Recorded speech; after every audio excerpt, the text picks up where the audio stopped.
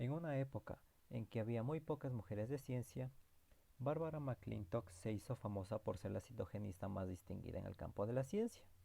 Desde sus primeros estudios en genética en la década de 1920 hasta su descubrimiento de los elementos móviles en la masa genética, por el cual recibe el Premio Nobel en 1983, su legado a la ciencia prevalece hasta nuestros días. Fue pionera en el campo de las ciencias agrícolas en tiempos en que las mujeres dedicadas a la ciencia no tenían un reconocimiento o apoyo.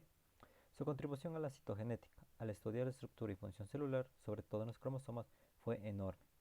Su trabajo fue revolucionario. En las décadas de los 40 y los 50 descubrió los elementos móviles de la masa genética y los utilizó para demostrar que son los genes los que determinan las características físicas.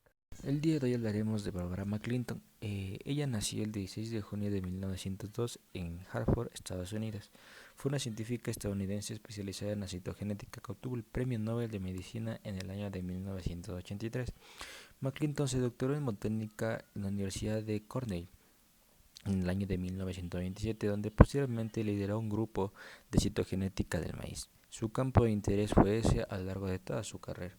A finales de la década de 1920 estudió los cambios que acontecen en los cromosomas durante la reproducción del maíz, poniendo en manifestación los métodos que hacía en la microscopía desarrolladas en su laboratorio, que fueron unos procesos tan fundamentados para la recombinación genética que se produce durante la meiosis. Fue una iniciadora de la cartografía genética del maíz, describió el primer mapa del ligamento de este genoma y también puso el relieve el papel de los telómeros y los centrómeros. Para los años 40 y 50, McClintock descubrió el proceso de transposición de los elementos del genoma y lo empleó para explicar cómo los genes determinan ciertas características físicas y a su vez también desarrolló las hipótesis sobre la regularización de la expresión genética y las transmisiones de los caracteres de los parentales a los progenitores de la plantas de maíz. A continuación mostraré una imagen de una frase que dijo McClintock: si sabes que estás en el camino correcto, si lo sientes, entonces no importa lo que te digan. Esto quiere decir que por más que existan muchos muros durante el camino de nuestra carrera, tenemos que hacerlo porque es lo que nos nace y es lo que nosotros decidimos seguir, y más que todo lo sentimos con el corazón. Sus logros más importantes. Fue pionera de las ciencias agrícolas. En 1931 demostró que los genes están en los cromosomas. En 1944 fue la primera presidenta de la Sociedad de Genética.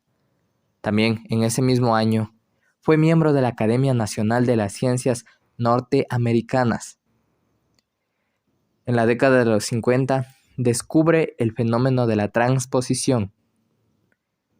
También ha recibido el premio Wolf en medicina. En 1981 recibe el premio Albert Lasker por investigación médica básica. En 1983 se reconoce el valor de sus investigaciones, por lo que le otorgan el Premio Nobel de Medicina o Fisiología. Las características generales y científicas de su obra. McClintock basó sus investigaciones en la observación de las plantas de maíz que ella misma cultivaba. Gracias a su obra, Bárbara pudo demostrar de forma empírica que los genes estaban localizados en los cromosomas. Para la realización de su obra, colaboró con su estudiante de doctorado, Harriet Creighton, en la publicación de 1931 titulada Una correlación de cruzamiento citológico y genético en sea maíz, en el que encuentran una conexión observable entre los rasgos que se heredan y los cromosomas, demostrando así el intercambio de genes. Posteriormente descubriría el fenómeno de la transposición.